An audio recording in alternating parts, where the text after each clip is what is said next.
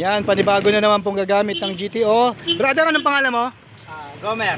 Gomer Kandisa. Candisa, yan. Kaargahan tong sasakyan niya. Honda TMX, yan. Tanda mo. So, ilang buwan ka nang hindi nag-change oil? Ano na ata ito, mga parang 2 months na. 2 months na, 2 buwan na siyang hindi nag-change.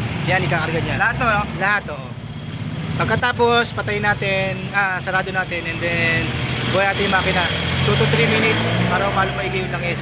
Oo nga. Gaganda yung hatak, arangkada, titipid sa gasolina, tapos wala ka ng change oil. Wala nang draining ng langis. Start natin, ha. Yeah, very naman. Hindi, kung may usok siya, ibig sabihin nililinis yung dumi. Yan, okay yan. Ibig sabihin nililinis siya. Okay yan, maganda yan. Ibig sabihin madumi yung makina.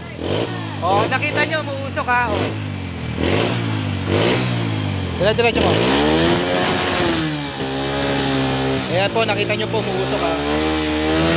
Ibig sabihin po, madumi po talaga yung load ng makina.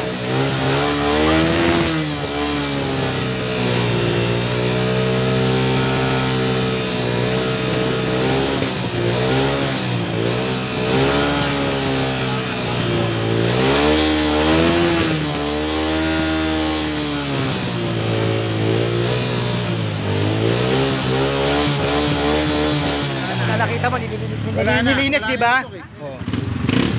Ganyan siyang ka-epektibo. Wala na yung usok, oh. Bro, itakbo mo, bro. Ikot mo. Wala na yung usok. Ayan, test natin, test drive natin. Okay.